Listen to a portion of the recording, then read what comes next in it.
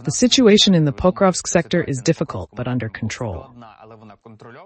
Deep state analysts regularly report on the progress of the Russians. Let's start with why the occupiers are now so active in this section of the front line. Earlier, they set themselves the goal of reaching the administrative borders of Donetsk and Luhansk regions. Is this goal still relevant? What deadlines have they set for themselves? Or are they just acting out of inertia, as long as they can move forward? Although it is hard to call it just inertia, because they have certain resources to advance. However, these resources are not enough to speed up the offensive. Regardless of the deadlines, what is happening in the east of Donetsk region and in the south is accompanied by special terrain and landscape characteristics that do not always favor the Russian offensive. Mostly these are small villages and towns, industrial zones, etc., but there are not many difficult-to-storm settlements.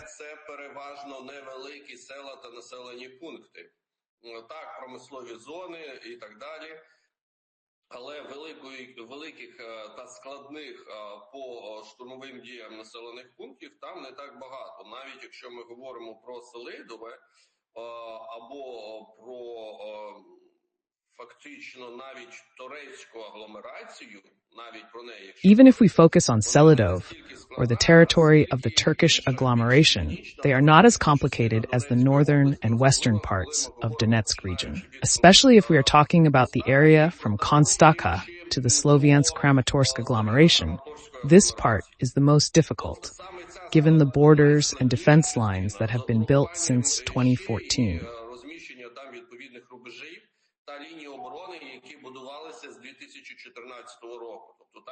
So when I hear about plans to capture the entire Donetsk region by the end of 2024, mid-2025, or even early 2026, it looks unrealistic given the pace and capabilities of the Russian occupiers.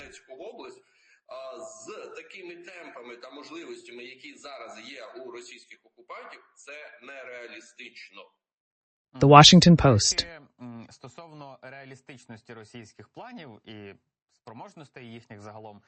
Noted that Russia's extensive war spending is straining its economy, yet it still has the resources to fight for several more years.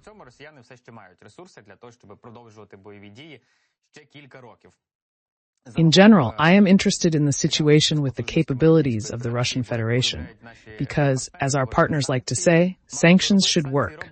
Sanctions are doing their job, as they claim. But in reality, we see that this is far from the case. Analysts cited an article from the Washington Post suggesting that Putin is recruiting for war through crypto mobilization, possibly linked to finance due to large payments that strain the Russian economy. However, considering the number of shaheeds, missiles, and troops sent to the front, it seems Russia is not overheating its resources too much.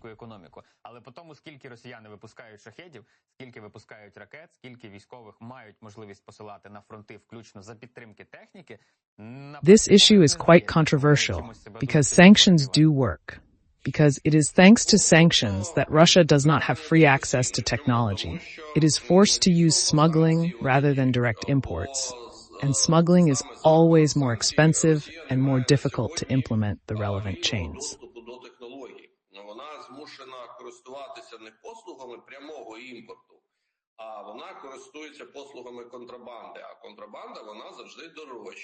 This opens up more corruption schemes that could be used for personal enrichment. Thus, if you take any product, from a carburetor to a chip for the 9M723 Iskander missile, its cost increases 3, 4, 5, or even more times. Therefore, the Russian economy spends more.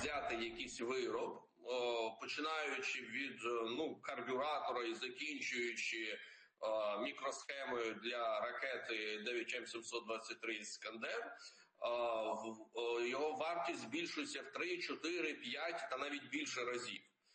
Тому російська економіка, вона витрачає більше. We can now observe that for several months in a row, Russia has not been using cruise missiles such as the X-55 and Caliber missiles on the territory of Ukraine. But this does not mean that they do not have this production.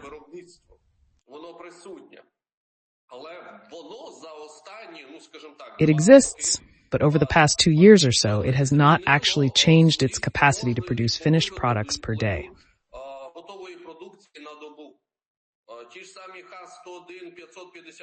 They were producing the same X-101 and X-55 missiles, 2 missiles per day of finished product, and they are still producing them.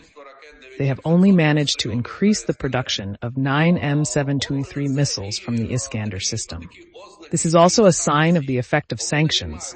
They no longer have any capacity to produce more missiles.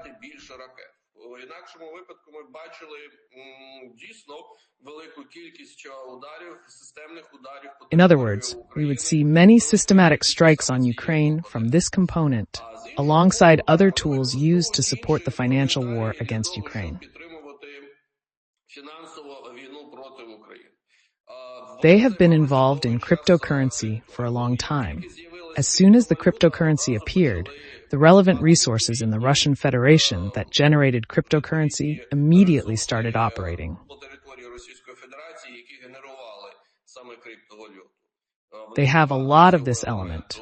By the way, when North Korea started supplying ammunition to Russia, the payment was made in 3 types of funds.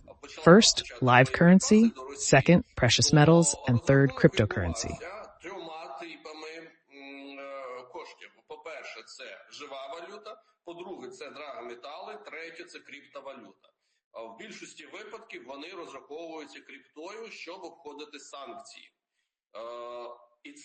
In most cases, they pay in crypto to circumvent the sanctions, and this is a means of maintaining, even being able to continue the war against Ukraine. But nevertheless, sanctions at first glance, yes, they seem to have no effect, because everyone imagines that once sanctions are imposed, that's it, the economy is dead, everyone is walking around barefoot, and so on.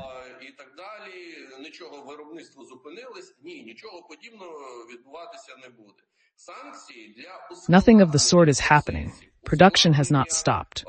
The sanctions make processes more complicated, production more complicated, even the life of the average Russian more complicated.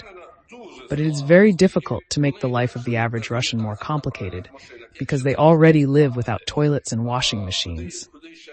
How much deeper can they be plunged into? What kind of apocalypse? First, it concerns the military-industrial complex and all these chains of the military-industrial complex. By the way, an interesting thesis was expressed by former British Defense Secretary Grant Shepps. He called on his country and allies to help Ukraine defeat Russia. Otherwise, China will get the signal to attack Taiwan, and then the West will suffer global consequences, not now. Given all that we have already gone through since the beginning of the full-scale invasion, is the world ready to listen to this? Because now their reaction, their not so much support, their statements, their help, they are very cautious. Given the permission to hit targets on the territory of the Russian Federation, the reaction to the DPRK troops on the territory of the Russian Federation, they are very careful not to escalate. But at the same time, Russia is escalating without any review. As they say, Russia is a dictatorship, a totalitarian regime, and they can afford it. Democratic countries are mostly amorphous and spineless in their actions, and we have been observing this for several years in a row. But there are countries, there are some spokespeople, officials, who make apocalyptic statements. Personally, I do not believe that China can solve the Taiwan issue by force, that it will do so.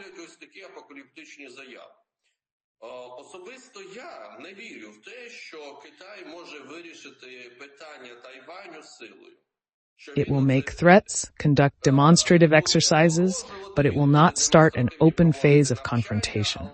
This is due to many things that, again, most average consumers of information do not know the real situation, do not understand the real situation that is happening between China and Taiwan.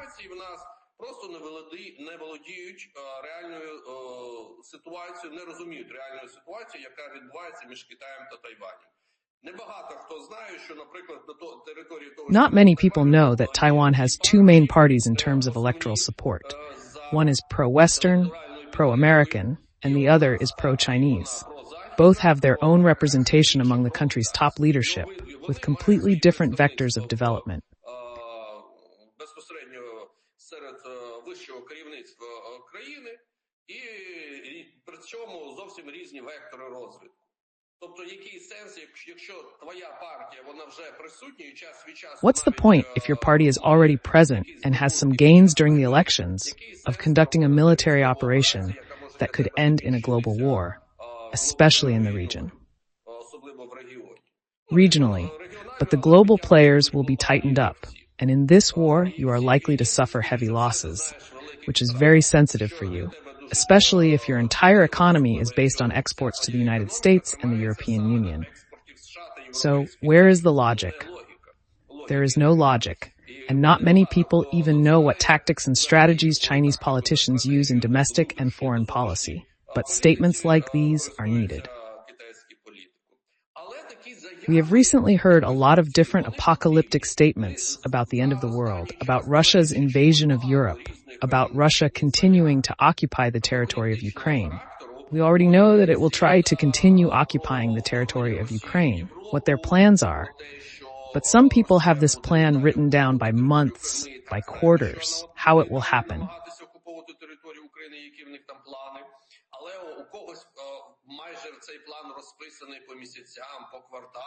On the one hand, if we look at it from an analytical perspective, to put it mildly, we don't quite, well, let's say trust it.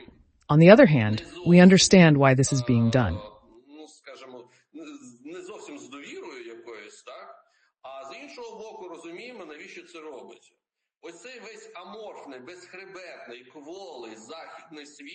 Треба якось постійно чимось шокувати. Постійно якось його приводити... The weak and indecisive Western world needs constant shocks to recognize the nature of its enemy and its potential outcomes, whether in the near or distant future. How will this impact the Korean Peninsula, and how should the coalition supporting South Korea and Japan respond?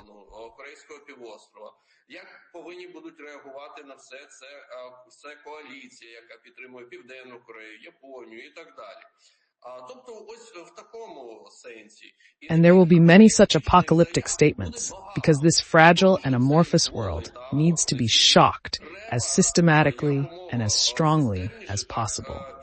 This is a rather difficult task, because we see that now the United States again, just like in 2023, we are already seeing it gradually sliding back to the state it was in October and November 2023.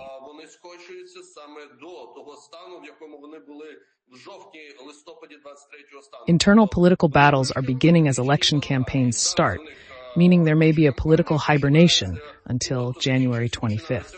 After the inauguration, questions about the next U.S. president and their initial actions will arise, impacting the front line in Ukraine. We must remind the Western world that they are on very thin ice.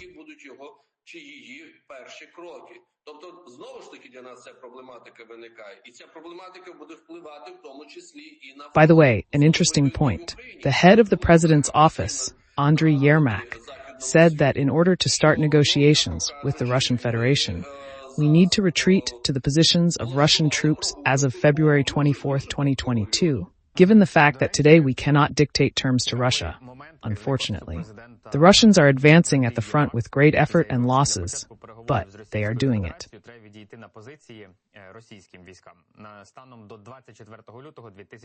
Is this an acceptable option for them? They can only be forced to these positions, not asked to withdraw. No, they will never withdraw, especially since it will even be a reputational blow for them, because their raped constitution states that Kherson and Zaporizhia regions are allegedly part of the Russian Federation.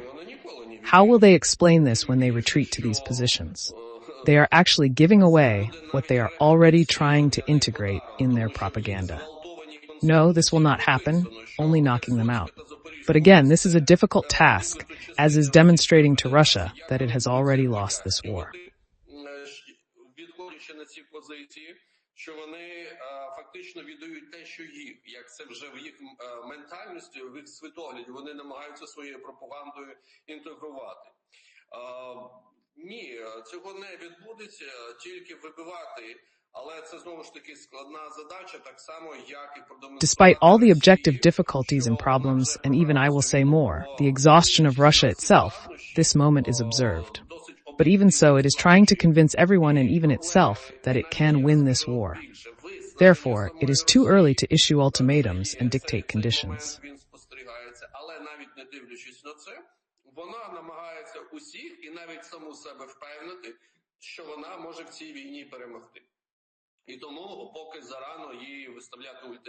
Speaking of the Russian Federation's capabilities, Bloomberg wrote that the Russians use twice as many DPRK-made shells as their own. In other words, they produce 30% of their own, 60% is supplied by North Korea, and 10% comes from Iran. Russians are using North Korean shells in large volumes, as noted by analysts and our general staff. According to Bloomberg, their production of 30% of their own shells is at peak capacity. Are they still producing and stockpiling their shells?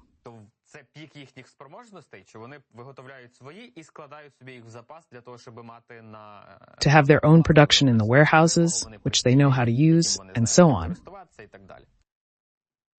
In principle, everyone knows how to use the 152 caliber. It is the same for everyone. This is different. Here we are playing Russian roulette. Let's say, will this North Korean-made shell explode in the howitzer itself, or will it still fire?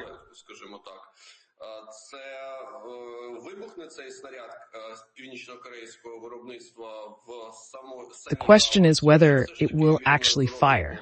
And if it does fire, whether it will explode when it arrives at the position. If it's hit at all, that is the question.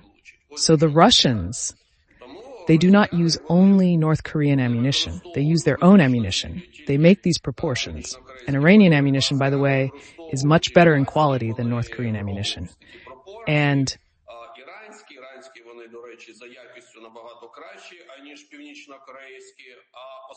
the main expendable is indeed North Korean ammunition. They are not even left in any arsenals for a long time. They are used exclusively for logistics and logistics purposes. And they are really trying to accumulate their own shells, because Russian ammunition is still much better in quality than North Korean ammunition. And they are storing them for the future.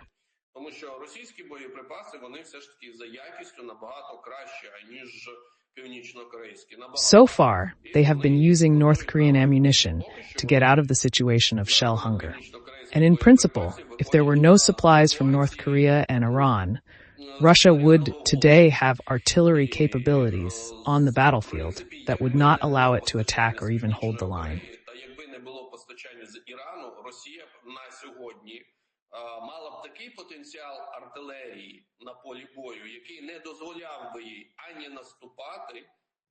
Here's the thing. With such munitions production, Russia would have already begun to retreat, but it has sufficient supplies from North Korea and Iran to continue even offensively.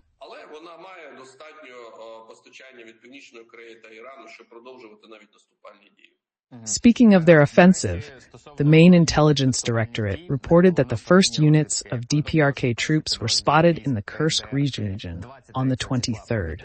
In general, there are various estimates of how many North Korean troops may be on the territory of the Russian Federation, from 1,500 or special forces to a total of 10 to 12,000, and there are even reports of 13,000. But if we take the total number of North Korean troops exclusively in the Kurdish direction, how big a threat is this to our defense forces?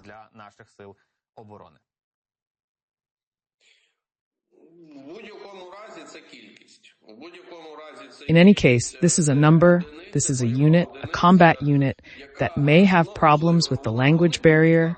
They will probably have problems with communication. There is no information on the equipment of these units. Most likely, they will be used exclusively as an infantry component. And this, of course, will significantly reduce the level of efficiency of combat missions.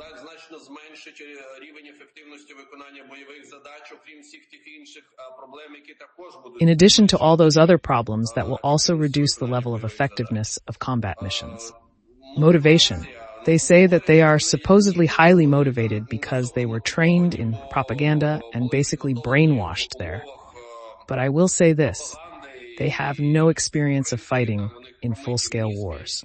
Але я скажу так, вони не мають досвіду ведення бойових дій саме під час повномасштабних війн. They have never been involved in such an intense war using all means. And most importantly, the North Korean military, almost all of them, are trained according to the old Soviet system. And this old Soviet system is more conservative than even the Russian Federation. The Kursk army has demonstrated that even now, with its numerical and technological superiority, it has not learned to fight effectively in maneuver warfare. Консервативна, аніж навіть в Російській Федерації. Російська армія в Курській області продемонструвала те, що навіть станом на зараз вона, маючи кількісну і технічно-технологічну перевагу, і так і не навчилась ефективно воювати в маневреній. And in the Kursk region, the tactics of maneuver warfare are being used to the fullest and most effective extent possible. Максимально ефективно тактика маневреної війни. And if the Russians, having a numerical advantage, could not cope with this, will the North Korean military, which accordingly has no understanding of what maneuver warfare is. So I think we will see the number of wounded very soon, and dead and captured North Korean Rambos. But again, in any case, this is a combat unit that needs to be ammunitioned and which will storm your position and against which you will need to find methods of counteraction. And this number is still a number.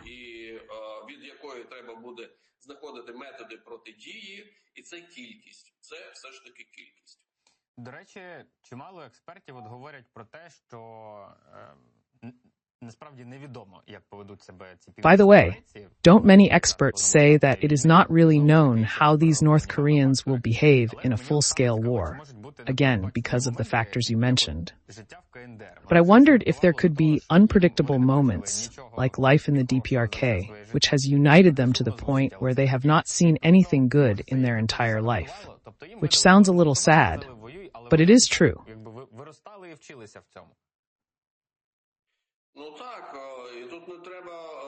So maybe this hardened them somehow, i.e. they were given a uniform, a machine gun, and told, go to war. But they would have grown up and learned this anyway. So on the other hand, we shouldn't think that when they see life in Russia, they will change their outlook, because they will see life in Russia from Vladivostok to, for example, Surgut.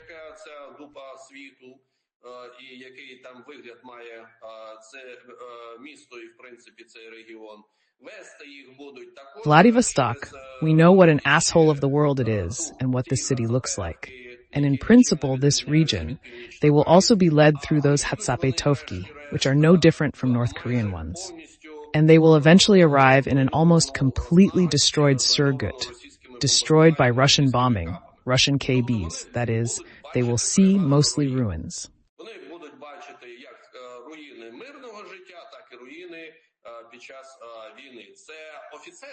They will see both the ruins of peaceful life and the ruins of war. It will be the officers who will be walking around Red Square and so on.